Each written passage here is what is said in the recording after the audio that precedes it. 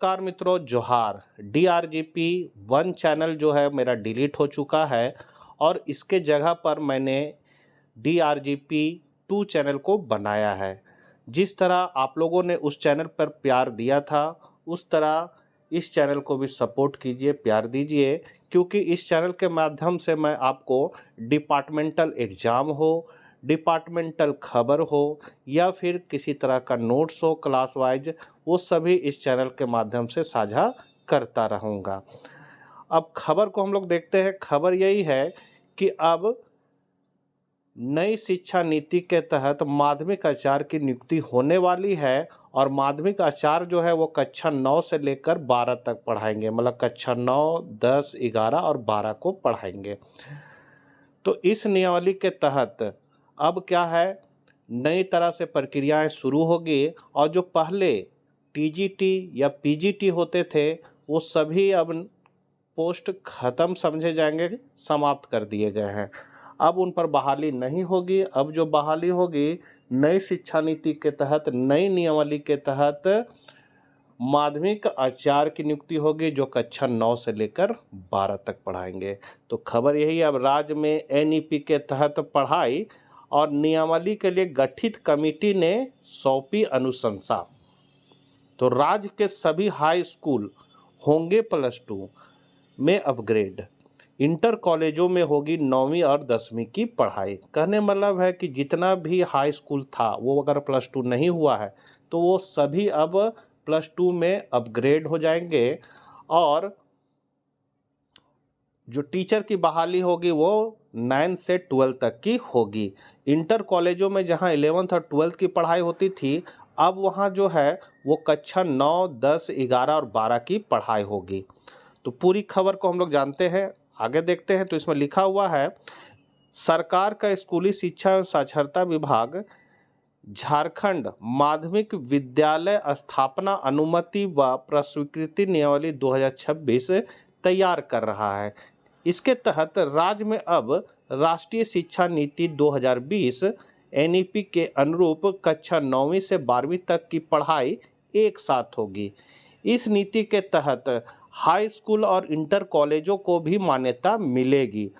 ऐसे में राज्य के 550 हाई स्कूल और इंटर कॉलेजों को NEP के तहत दोबारा मान्यता लेनी पड़ेगी।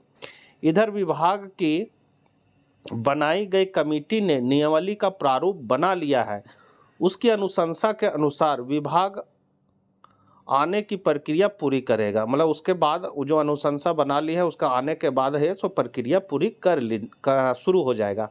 अब कक्षा 9वीं से 12वीं तक की पढ़ाई के लिए हाई स्कूल और इंटर कॉलेजों की अलग अलग व्यवस्था खत्म कर एकीकृत स्कूल प्रणाली विकसित की जाएगी। नियमावली में आधारभूत संरचना, शिक्षकों की उपलब्धता, प्रयोगशाला, पुस्तकालय, खेल मैदान और डिजिटल सुविधा और छात्र शिक्षक अनुपात को प्रमुख मानक बनाया गया है। इसमें विद्यालयों को आधुनिक संसाधनों से लैस करने पर जोर दिया गया है। आगे कहा गया है, सभी स्कूलों व इंटर कॉलेजों को फिर से लेनी होगी मान्यता, मतलब जितने भी स्कूल है, इंटर कॉलेज है, उनको नई शिक्षा नीति के तहत अब फिर से मान्यता लेना होगा, क्योंकि वहाँ जो है वो अब 9वीं से 12वीं तक की पढ़ाई होने वाली है, इसलिए उसको मान्यता फिर से लेना होगा। नियमावली में खास क्या है? दूसरा है, राज्य में अब NEP के तहत एक साथ कक्षाएं 9वीं से 12वीं की पढ़ाई होगी। हाई स्कूल और इंटर कॉलेजों की अलग अलग व्यवस्था खत्म कर एकीकृत स्कूल प्रणाली बनेगी और राज्य के 550 हाई स्कूल व इंटर कॉलेजों को लेनी पड़ेगी फिर से मान्यता। आगे कहा गया है, यहाँ जाने अपने हर सवाल का जवाब। तो ऐसा क्यों किया जा रहा है, इस पर है आगे कि NEP 2020 के अनुसार कक्षा 9वीं से 12वीं तक की पढ़ाई एक साथ होनी है। ऐसे में हाई स्कूल को +2 में अपग्रेड किया जा रहा है। वहीं इंटर कॉलेजों में कक्षा 9वीं व 10वीं की भी पढ़ाई शुरू की जा रही है। पहले से चल रहे स्कूल कॉलेजों का क्या होगा? तो राज्य में लगभग 550 अस्थायी मान्यता प्राप्त, जिसमें प्रस्वीकृत हाई स्कूल व इंटर कॉलेज है, प्रबंधन अगर एनईपी के तहत स्कूल और कॉलेज का संचालन करना चाहता है तो उसे नई नियमावली के तहत मान्यता लेनी होगी।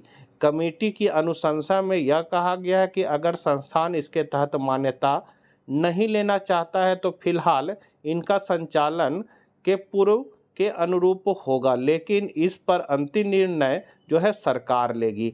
राज्य में फिलहाल हाई स्कूल और इंटर कॉलेजों की मान्यता के लिए अलग अलग नियमावली है।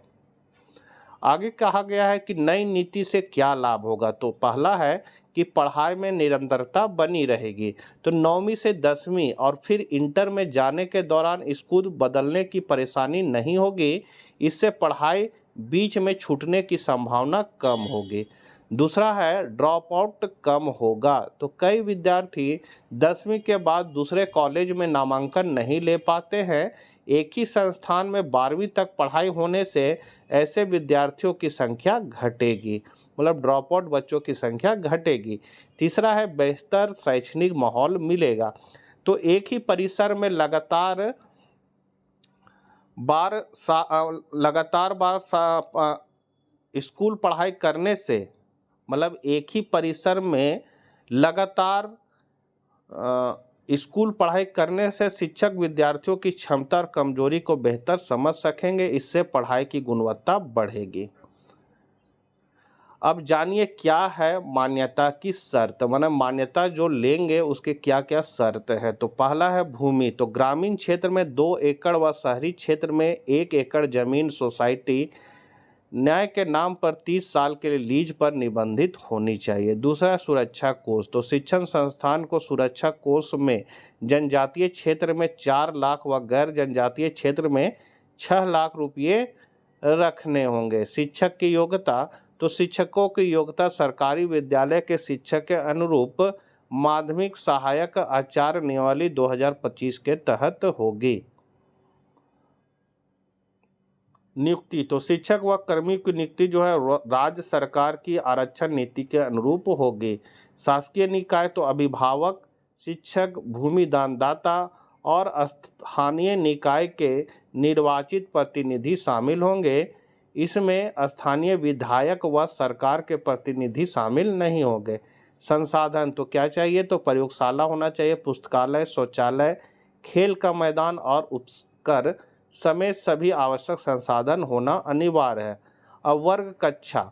तो कक्षा 9वीं और 10वीं में 200 नामांकन तक के लिए 450 वर्ग फीट आकार के 4 कमरे। इसके अतिरिक्त नामांकन पर अनुपातिक रूप से अतिरिक्त वर्ग कक्षा 11वीं और 12वीं में 600 वर्ग फीट के 8 वर्ग कक्ष व अतिरिक्त नामांकन पर अनुपातिक रूप से अतिरिक्त वर्ग कक्ष होना अनिवार्य रहेगा।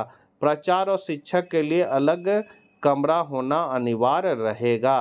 तो ये है कि जो राज्य में जो अब जितने भी हाई स्कूल है वो सभी अपग्रेड होके आपका +2 स्कूल बन जाएंगे और इंटर कॉलेज में अब 9वीं से लेकर 12वीं तक की पढ़ाई होगी और इनको फिर से मान्यता लेना होगा। तो यही थी मुख्य बातें। मिलते हैं हम लोग फिर नेक्स्ट वीडियो में।